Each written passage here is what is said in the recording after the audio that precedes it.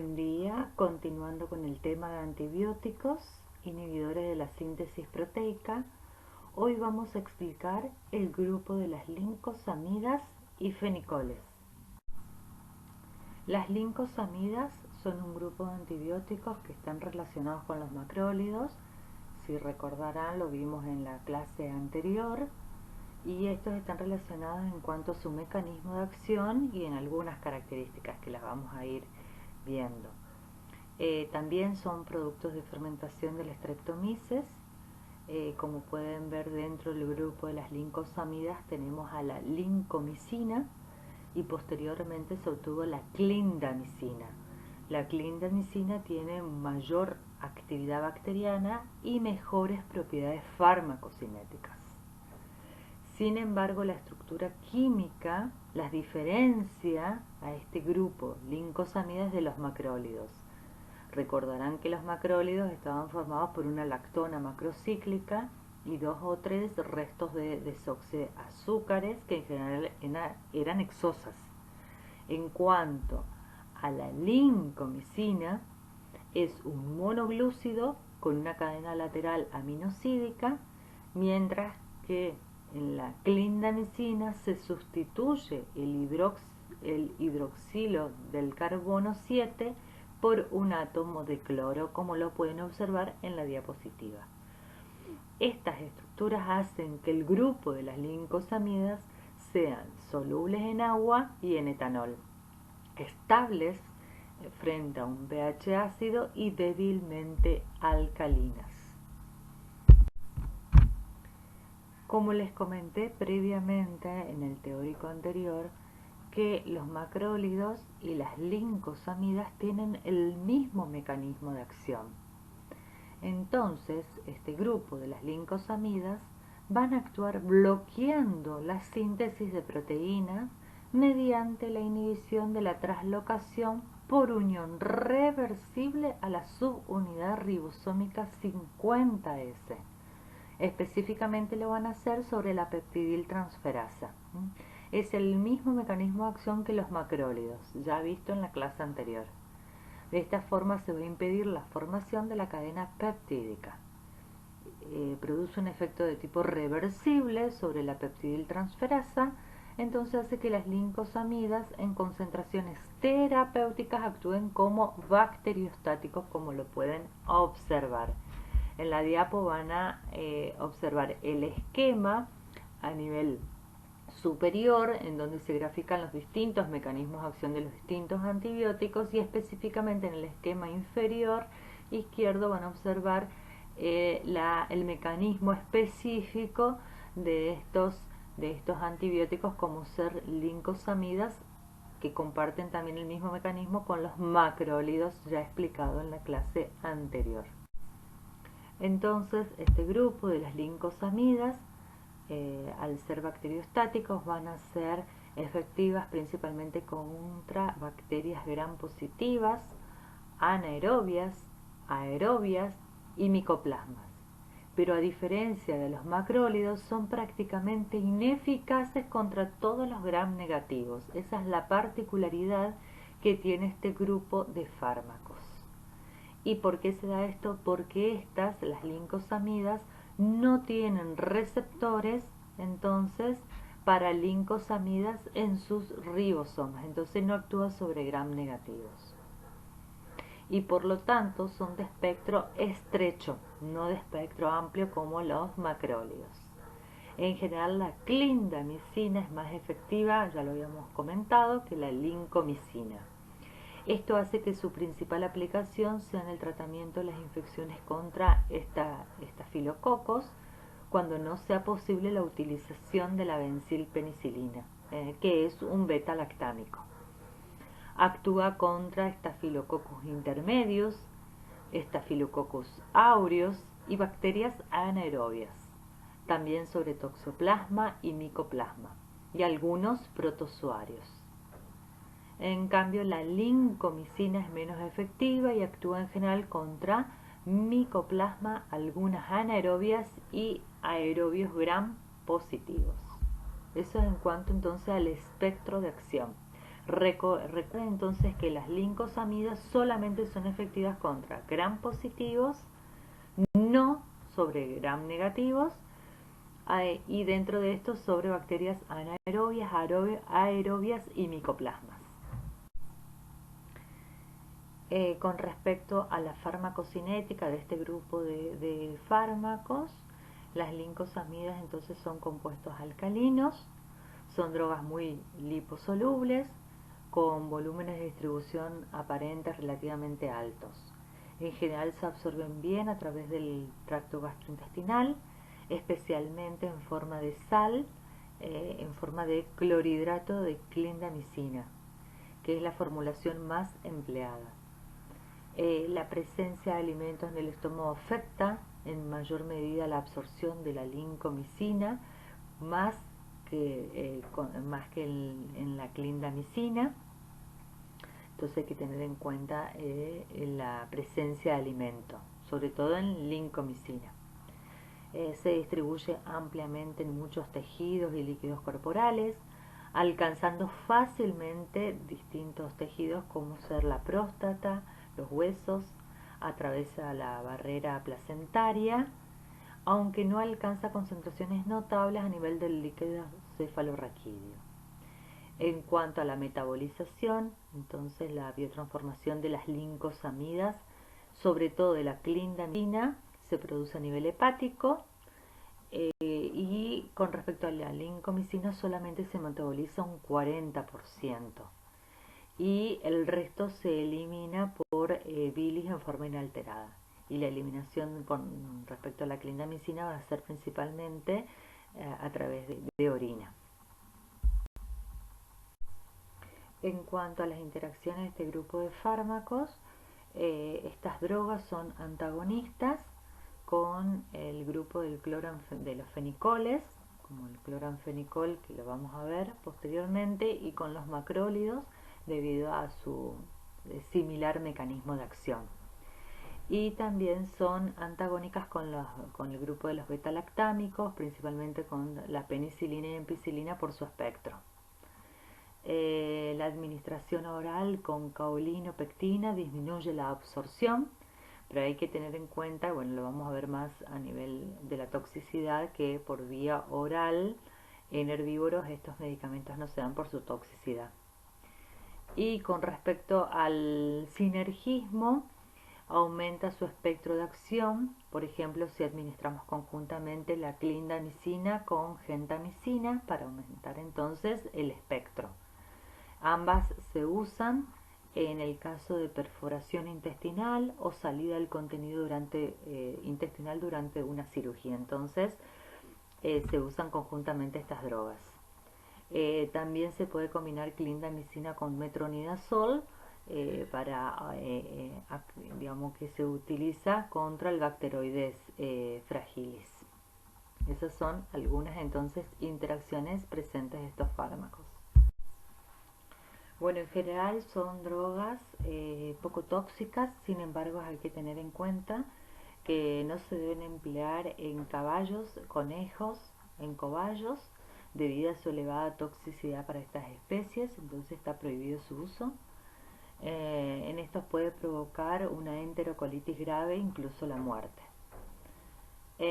También hay que tener en cuenta que puede provocar trastornos digestivos en las otras especies, desde emesis, diarreas hasta disbacteriosis. Ese es el efecto colateral más frecuente. Esas diarreas pueden llegar a ser a veces sanguinolentas. Y la disbacteriosis es principalmente ocasionada por la lincomicina. En cuanto a las inyecciones por vía intramuscular, puede producir dolor en el sitio de aplicación. Y en cuanto a la vía de administración endovenosa, si esta es rápida, puede ocasionar hipotensión y paro cardiopulmonar. Entonces hay que tener en cuenta estos efectos adversos, que en muchos casos es tóxica para algunas especies. Pasamos a otro grupo de fármacos, y el último, que está en relación con el mismo mecanismo de acción, que es el grupo de los fenicoles o anfenicoles. De este grupo, el cloranfenicol fue descubierto en 1947. Es producido por un Streptomyces de la especie Venezuela, como lo pueden observar en la diapo. Son sustancias liposolubles, son drogas bastante tóxicas, entonces hay que tener en cuenta en qué especie utilizar, lo vamos a ir viendo. Son responsables de producir trastornos graves como discrasias sanguíneas, también lo vamos a ver, sobre todo en humanos. Su utilización fue prohibida en el hombre y en los animales destinados a consumo humano, entonces hay una resolución por SENASA que prohíbe su consumo. Tiene una estructura relativamente simple, con un anillo de nitrobenceno, un grupo amida, y la característica de poseer 2 átomos de cloro, lo cual es bastante inusual en moléculas biológicas. El anillo nitrobencénico es en parte el responsable de su toxicidad. Puede que da lugar a la formación de aminas aromáticas que pueden ser carcinogénicas. Eso en cuanto al cloranfenicol. Pese a ser un antibiótico muy noble en cuanto a su eficacia, porque es de amplio espectro de acción, ha quedado relegado su uso como antibiótico solamente en pequeñas especies. En cuanto al cloranfenicol, tanto el tianfenicol como el florfenicol, que son los otros dos pertenecientes al grupo de los fenicoles, son análogos químicos del cloranfenicol, pero carecen del grupo nitro, que dijimos que era el responsable de la toxicidad. La toxicidad principal es la anemia plástica, que era esa discrasia sanguínea que nombraba al principio, en el hombre. Por un grupo sulfometilo, como lo pueden observar en la estructura química en la diapositiva, y en cuanto al florfenicol, además tiene una molécula de flúor. Todo esto hace reducir entonces la toxicidad principalmente en estos dos compuestos con respecto al cloranfenicol. Entonces, ¿cómo actúa este grupo en cuanto a su mecanismo de acción? Que son drogas bacteriostáticas, por eso decimos que eran de amplio espectro, de forma similar que las lincosamidas y que los macrólidos, como pueden observar en el esquema superior donde están los mecanismos generales de los antibióticos, inhiben la síntesis proteica al unirse a la subunidad 50S ribosomal. Bloquean entonces, más específicamente en el esquema inferior, van a observar que bloquean específicamente la acción de la peptidiltransferasa e impiden la incorporación de nuevos aminoácidos a la cadena polipeptídica en formación. Hay que tener en cuenta que pueden inhibir también la síntesis de proteína en las células eucariotas, afectando especialmente a las células de la médula ósea en los mamíferos, lo cual es el origen de uno de los principales efectos tóxicos que dijimos que eran estas discrasias sanguíneas. Entonces hay que tener en cuenta que no solamente actúa sobre las células bacterianas, sino también pueden actuar sobre las células de los mamíferos. Por eso son drogas muy tóxicas y hay que tener presente en qué usar y frente a qué enfermedad utilizarla. Como dijimos que son drogas de amplio espectro, ¿sí? Actúan sobre bacterias gram positivas y negativas, sobre anaerobios como el Bacteroides fragilis, también sobre bacterias aerobias, sobre rickettsias, clamidias y micoplasma. En cuanto al florfenicol, actúa principalmente sobre Pasteurella emultósida y sobre otras pasteurelas y aemófilos, ¿sí? Entonces, hay que tener en cuenta que el cloranfenicol y sus derivados tienen un espectro de acción similar al de las tetraciclinas, de espectro amplio, por lo que siempre sea posible utilizar esta, o sea, la tetraciclina, en vez de este grupo de los fenicoles por su toxicidad. Entonces tiene un espectro similar al de las tetraciclinas. Son de amplio espectro, ¿sí? Son bacteriostáticos, ahí ya nombramos sobre quién eran activas, y tener en cuenta que el florfenicol tiene espectro similar al del cloranfenicol, pero va a ser ligeramente más activo y va a carecer de las propiedades tóxicas de este último, por lo que puede utilizarse eficazmente como tratamiento de enfermedades respiratorias en el bovino, que están asociadas como las infecciones que nombré previamente sobre las distintas pasteurelas y hemófilos. Entonces tener en cuenta entonces la utilización del florfenicol en bovinos. Con respecto a la farmacocinética de este grupo de fármacos, hay que tener en cuenta que en los animales monogástricos y en terneros jóvenes el cloranfenicol se absorbe bien a través del tracto gastrointestinal, entonces si se lo administra por vía oral. En los rumiantes adultos el antibiótico es inactivado en el rumen, entonces no se puede administrar en animales, en bovinos, por vía oral. En perros y gatos se puede administrar por vía oral, intramuscular o inyección intravenosa, entonces por todas las vías en pequeños animales. El florfenicol está formulado para ser administrado en bovinos por vía intramuscular, entonces tener en cuenta todas estas consideraciones de vía de administración de este grupo de fármacos. El cloranfenicol es una sustancia muy liposoluble, habíamos dicho, con un pK de 5,5. Estas características le otorgan una muy buena distribución tisular y capacidad para atravesar las membranas.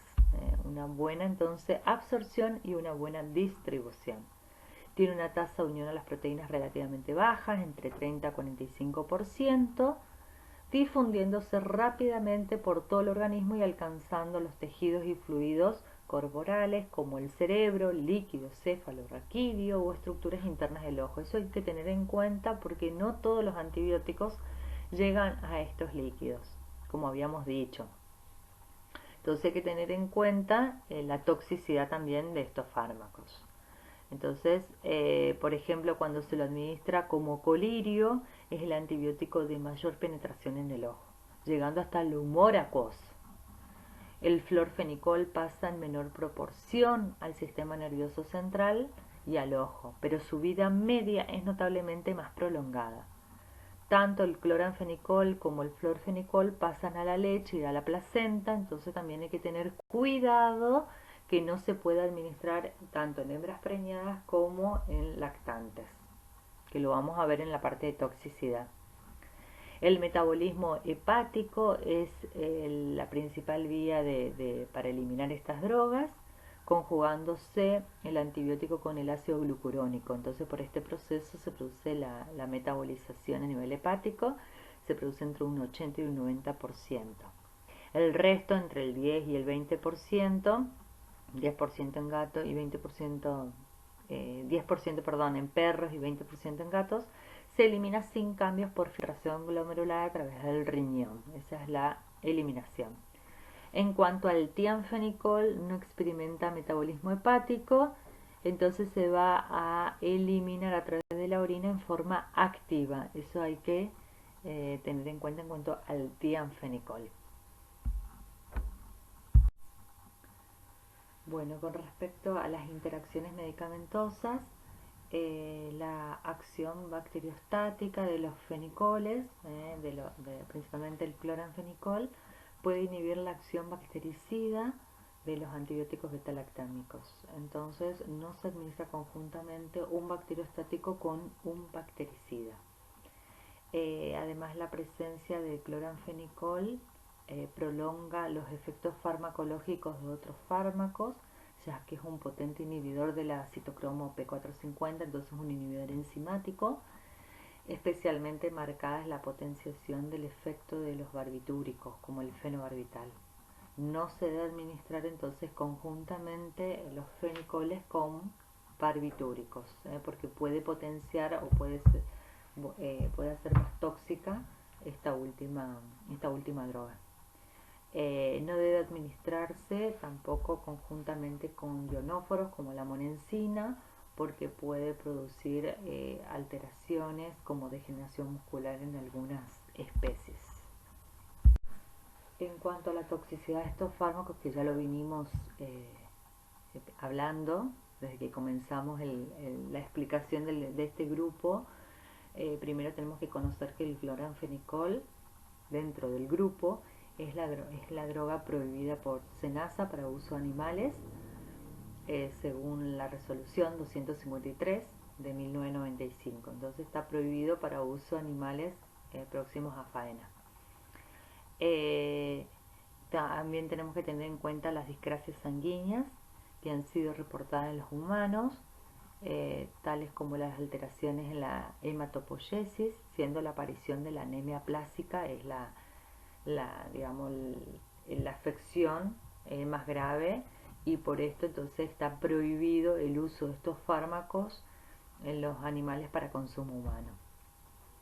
La biotransformación hepática y el transporte activo en el riñón están poco desarrollados en los animales, en los neonatos, por lo que el cloranfenicol y sus metabolitos pueden acumularse hasta concentraciones tóxicas a esos niveles, por lo que debe evitarse su utilización entonces en los lactantes. Entonces prohibida la utilización en lactantes y neonatos.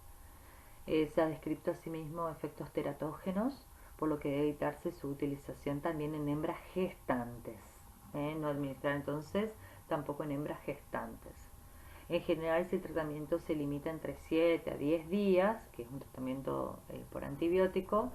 Es raro que aparezca algún trastorno secundario en perros y en gatos, pero se ha descrito aparición de diarreas, vómitos y más raramente anafilaxia como consecuencia del tratamiento, pero hay que tenerlo presente. Debido a que el cloranfenicol puede inhibir la síntesis, dijimos, de proteínas, no solamente inhibe la síntesis de proteína a nivel bacteriano, sino también puede inhibir la síntesis a nivel de las células de los mamíferos. No es recomendable realizar ningún tipo de vacunación en estos animales durante el tratamiento de este tipo de antibióticos. Entonces hay que considerar todos estos ítems, principalmente por el uso de fenicoles. Bueno, vamos a pasar a otro grupo de fármacos. Vamos a iniciar con el grupo de fármacos que inhiben a los ácidos nucleicos. En esta parte del teórico desarrollaré al grupo de los nitroimidazoles. Este grupo de fármacos son antibióticos sintéticos.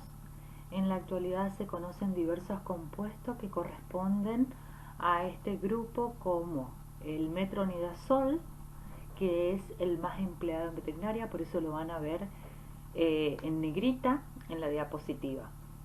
Otros fármacos dentro del grupo tenemos el dimetridazol, el ipronidazol, tinidazol, entre otros. Hay varios, como ornidazol, ronidazol, etc. La estructura química común está conformada por un anillo 5-nitroimidazol, el cual puede ser sustituido por diversos grupos orgánicos, generalmente en la posición 1 o 2 del anillo, dando lugar a los distintos componentes del grupo. Eso con respecto a la estructura química. En cuanto al mecanismo de acción, el fármaco, luego de penetrar en la bacteria, su grupo nitro es reducido aceptando electrones de proteínas transportadoras. Todo se hace en ausencia de oxígeno. Se fija el ADN bacteriano y altera su estructura helicoidal, separándolo en bandas y fragmentándolo. En forma esquemática pueden observar que está marcado a los nitroimidazoles actuando entonces sobre el ADN bacteriano. Y si actúan sobre el ADN bacteriano van a ser drogas bactericidas, ¿sí? Son drogas, dijimos, de espectro intermedio, que significa que van a actuar sobre bacterias gram positivas y negativas anaerobias estrictas. Esa es la característica entonces de este tipo de drogas. Pueden actuar sobre cocos, bacilos, pero la condición es que sean anaerobias estrictas. También sobre algunos protozoarios anaerobios. Específicamente pueden actuar sobre histomonas, giardia, treponema, tricomona, entre otros. Con respecto a su farmacocinética, presentan buena absorción cuando son administrados por vía oral, e incluso con el alimento, entonces no es interferido. Son drogas muy liposolubles, se va a unir solo un 10% a proteína, entonces va a tener una amplia distribución a través de los distintos líquidos y tejidos corporales. Principalmente, atraviesa y llega al líquido cefalorraquídeo. Son metabolizados entre un 60 y un 80% en el hígado y se eliminan metabolitos activos por orina, y también algo lo hace por heces. Bueno, con respecto a la toxicidad, el metronidazol es potencialmente mutagénico y teratogénico, por lo que su uso está contraindicado en hembras gestantes.